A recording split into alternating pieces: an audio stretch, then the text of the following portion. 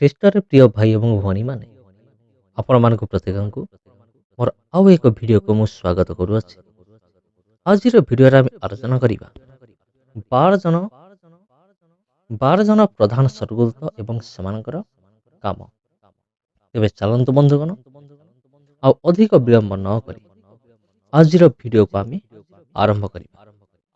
ପରମେଶ୍ୱରଙ୍କ ନିକଟରେ ଯେଉଁ ପ୍ରଧାନ ସ୍ୱର୍ଗଦୂତମାନେ ଅଛନ୍ତି, ସେମାନେ ପରମେଶ୍ୱରଙ୍କ ନିମନ୍ତେ ଏବଂ ମନୁଷ୍ୟମାନଙ୍କ ନିକଟରେ ବିଭିନ୍ନ ପ୍ରକାର କାର୍ଯ୍ୟ କରିଥାନ୍ତି।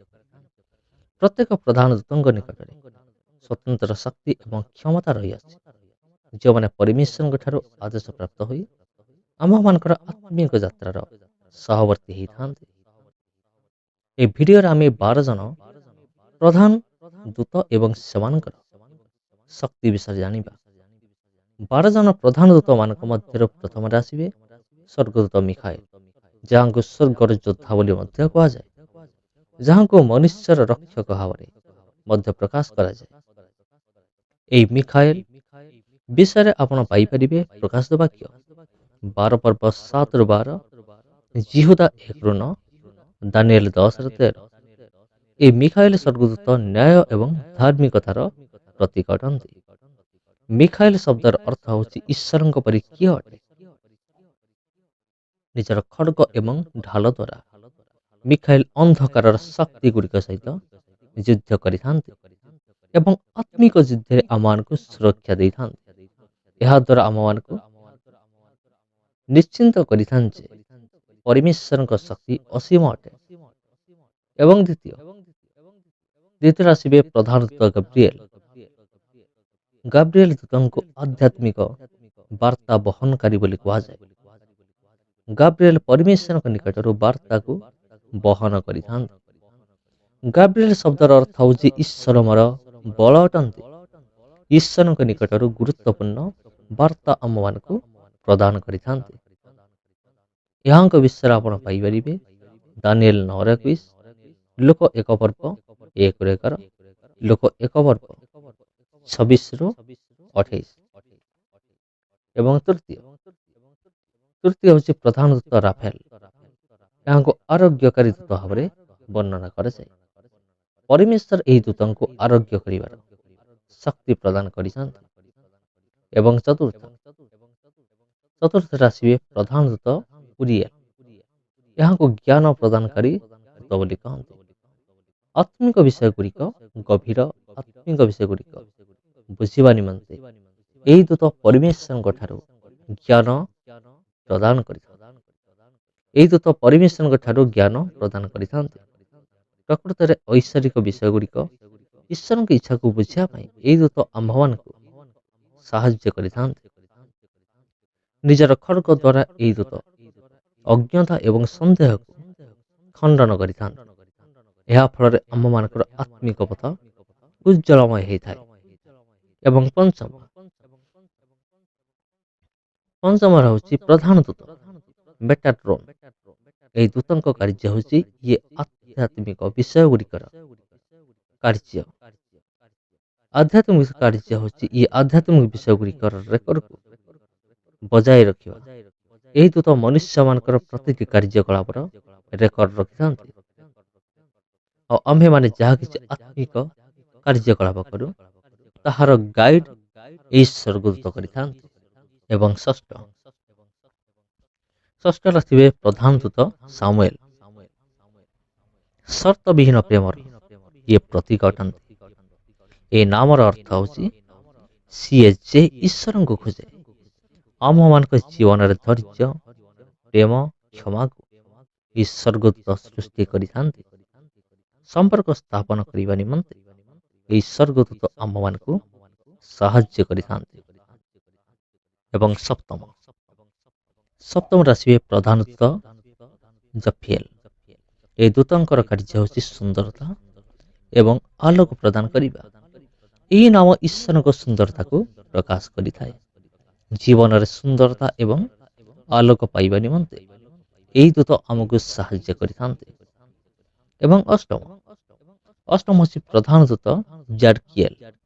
ଏହାଙ୍କୁ ଦୟାର ଦୂତ ଭାବରେ ବର୍ଣ୍ଣନା କରାଯାଇଥାଏ। ଏହି ନାମର ଅର୍ଥ ହେଉଛି ଈଶ୍ୱରଙ୍କ ଧାର୍ମିକତା। ଏହି ଦୂତ ଦୟା ଏବଂ କ୍ଷମାକୁ ପରିପ୍ରକାଶ କରିଥାନ୍ତି। ଜାଡକିଏଲ ଦୂତ ଧୈର୍ଯ୍ୟ ଉତ୍ପନ୍ନ କରିଥାନ୍ତି ଏବଂ ଆମକୁ ସାହାଯ୍ୟ କରିଥାନ୍ତି ନିଜ ଦୋଷକୁ ସ୍ୱୀକାର କରିବା ନିମନ୍ତେ। ଆମର ସମ୍ପର୍କର ପୁନର୍ନିର୍ମାଣ କରିବାରେ ଏହି ଦୂତ ସାହାଯ୍ୟ କରିଥାନ୍ତି। ଏବଂ ନବମରେ ଆସିବେ ପ୍ରଧାନ ଦୂତ ହାନିଏଲ। ଏହାଙ୍କୁ ଆନନ୍ଦ ଏବଂ ସମନ୍ୱୟ ରକ୍ଷାର ଦୂତ ବୋଲି କୁହାଯାଏ। ଏହି ନାମ ଈଶ୍ୱରଙ୍କର ଗୌରବକୁ ପ୍ରତିପାଦନ କରିଥାଏ।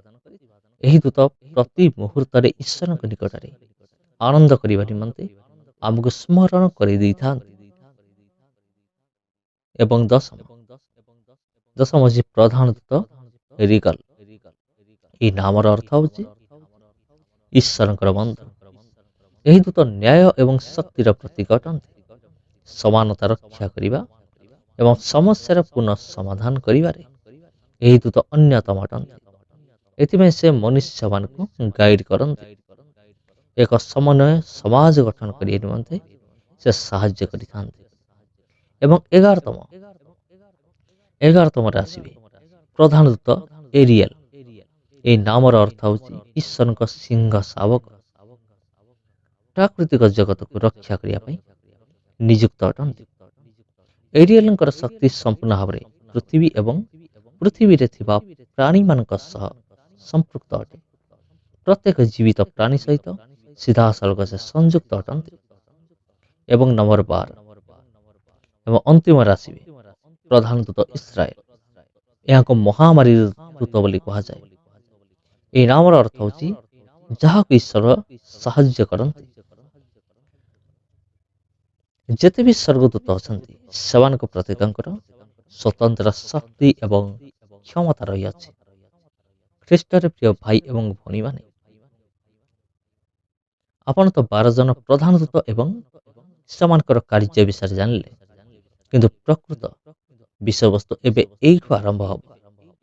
ଯେଉଁ 12 ଜଣ ପ୍ରଧାନ ଦୂତଙ୍କ ବିଷୟରେ ଆପଣ ଶୁଣିଲେ, ସେମାନଙ୍କ ମଧ୍ୟରୁ କେବଳ 2 ଜଣଙ୍କ ନାମ ହିଁ ବାଇବେଲରେ ବାଇବେଲ ଭିତରେ ଲେଖା ଅଛି। ପ୍ରଥମ ହେଉଛି ମିଖାଏଲ, ଯାହାଙ୍କୁ ସ୍ୱର୍ଗର ଯୋଦ୍ଧା ବୋଲି କୁହାଯାଏ ଆଉ ଯାହାଙ୍କର କାମ ଅନ୍ଧକାରର ଶକ୍ତି ଗୁଡ଼ିକ ସହିତ ଯୁଦ୍ଧ କରିବା। ଏବଂ ଦ୍ୱିତୀୟ ହେଉଛି ଗାବ୍ରିଏଲ, ଯାହାଙ୍କୁ ବାର୍ତ୍ତା ପ୍ରଦାନକାରୀ ବା ବାର୍ତ୍ତା ବହନକାରୀ ଦୂତ ବୋଲି କୁହାଯାଏ। ତେବେ ଆପଣ ଭାବୁଥିବେ ବାକି 10 ଜଣ ସ୍ୱର୍ଗଦୂତ କେଉଁଠୁ ଆସିଲେ? ପ୍ରିୟ ବନ୍ଧୁଗଣ, ଆପଣଙ୍କର ଜାଣିବା ନିମନ୍ତେ ମୁଁ କହି ରଖୁଛି ଯେ ବାକି 10 ଜଣ ଦୂତମାନଙ୍କ ବିଷୟରେ କ୍ୟାଥୋଲିକ ବାଇବେଲରେ ଲେଖା ଅଛି। ଆମେ ଯେଉଁ ବାଇବେଲ ପାଠ କରୁ ସେଠାରେ ଟୋଟାଲ 66ଟି ପୁସ୍ତକ ରହିଛି, କିନ୍ତୁ କ୍ୟାଥୋଲିକ ବାଇବେଲରେ 73ଟି ପୁସ୍ତକ ଅଛି। ଯେତେବେଳେ ପୁରାତନ କାଳରେ ବାଇବେଲ ଜ୍ଞାନୀମାନେ ଯାଞ୍ଚ କଲେ ପ୍ରକୃତରେ କେଉଁ ପୁସ୍ତକ ଗୁଡ଼ିକ ପରମେଶ୍ୱରଙ୍କ ପ୍ରେରଣାରେ ଲେଖାଯାଇଛି, ସେତେବେଳେ ସେମାନେ ଏକ ପରୀକ୍ଷା କଲେ। ସେ ପରୀକ୍ଷାରେ ସେମାନେ କିଛି ପୁସ୍ତକ ଗୁଡ଼ିକ ବାଇବେଲରେ ଅନ୍ତର୍ଭୁକ୍ତ କରିଥିଲେ ଏବଂ କିଛି ପୁସ୍ତକ ଅନ୍ତର୍ଭୁକ୍ତ କରିନଥିଲେ। ଆଉ କ୍ୟାଥୋଲିକ ଖ୍ରୀଷ୍ଟିଆନ ମାନେ ସେ ସମସ୍ତ ପୁସ୍ତକ ଗୁଡ଼ିକୁ ମଧ୍ୟ ବିଶ୍ୱାସ କରିଥାନ୍ତି। ଯେହେତୁ ବାକି 10 ଜଣ ସ୍ୱର୍ଗଦୂତଙ୍କ ବିଷୟରେ କ୍ୟାଥୋଲିକ ମାନଙ୍କ ପୁସ୍ତକରେ କେବଳ ଲେଖା ଅଛି, ତେଣୁ ଏହା ଆପଣ ଡିସାଇଡ କରନ୍ତୁ ଯେ ଆପଣ ସେଗୁଡ଼ିକ ଗ୍ରହଣ କରିବେ କି ନାହିଁ। କିନ୍ତୁ ଯେଉଁ ପୁସ୍ତକ ପରମେଶ୍ୱର ଆମକୁ ଦେଇଛନ୍ତି ସେ ପୁସ୍ତକରେ ବାକି 10 ଜଣ ସ୍ୱର୍ଗଦୂତଙ୍କ ବିଷୟରେ ଲେଖା ନାହିଁ। ସେଥିପାଇଁ ଯେହେତୁ ପରମେଶ୍ୱରଙ୍କ ମୁଖ ନିଃସୃତ ବାକ୍ୟ ଏହା ନୁହେଁ, ସେଥିପାଇଁ ଏହାକୁ ଗ୍ରହଣ ନ କରିବା ସବୁଠୁ ଉତ୍ତମ ହେବ। ତେବେ ପ୍ରିୟ ବନ୍ଧୁଗଣ, ଦୂତମାନେ ତ ଅନେକ ପ୍ରକାର ଅଛନ୍ତି। ରକ୍ଷା କରିବାର ଦୂତ, ସଂହାରକାରୀ ଦୂତ, ଆରୋଗ୍ୟ କରିବାର ଦୂତ, ଅଗ୍ନି ଉପରେ କ୍ଷମତାକାରୀ ଦୂତ, ଏ ସମସ୍ତ ଦୂତମାନେ ପ୍ରକୃତିରେ ଅଛନ୍ତି, କିନ୍ତୁ ସେମାନଙ୍କର ନାମ ବାଇବେଲରେ ଲେଖା ନାହିଁ। ତେଣୁ ଯାହା ଲେଖା ନାହିଁ ତାକୁ ଗ୍ରହଣ କରିବା ଉଚିତ ନୁହେଁ। ତେବେ ପ୍ରିୟ ବନ୍ଧୁଗଣ, ଆପଣମାନଙ୍କ ପ୍ରତ୍ୟେକଙ୍କୁ ଆନ୍ତରିକ ନମସ୍କାର। ପୁଣି ଦେଖା ହେବ ଆପଣଙ୍କ ସହିତ ଆଉ ଗୋଟେ ଭିଡ଼ିଓରେ, ଆଉ ଗୋଟେ ଅଧ୍ୟାୟରେ। ଏବଂ ଆଗାମୀ ଅଧ୍ୟାୟରେ ମଧ୍ୟ ଆମେମାନେ ଆଉ ଏକ ଗୁରୁତ୍ୱପୂର୍ଣ୍ଣ ବିଷୟବସ୍ତୁକୁ ନେଇ ଆଲୋଚନା କରିବା। ଆଉ ସେ ପର୍ଯ୍ୟନ୍ତ ମୁଁ ବର୍ତ୍ତମାନ ଠାରୁ ବିଦାୟ ନେଉଛି। ଦେଖା ହେବ ଆଉ ଗୋଟେ ଭିଡ଼ିଓରେ, ଆଉ ଗୋଟେ ଅଧ୍ୟାୟରେ। ସମସ୍ତଙ୍କୁ ମୋର ଆନ୍ତରିକ ନମସ୍କାର।